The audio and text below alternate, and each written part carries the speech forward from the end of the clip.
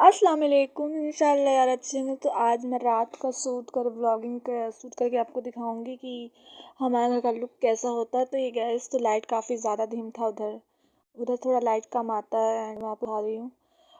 फिर मैं आपको अपने भाई लोगों को देख रही हूँ जो आपको दिखेंगे नहीं क्योंकि लाइट ही डिम है। आपको फिर मैं किचन दिखा रही हूँ, अपने घर का किचन, जो उधर भी काफ़ी ज़्यादा कम लाइट है, जो कि आपको थोड़ा बहुत दिखेगा, उतना अंधेला है तो दिखेगा नहीं क्योंकि मेरा फ़ोन भी थोड़ा सा डाउन चल रहा है उसका।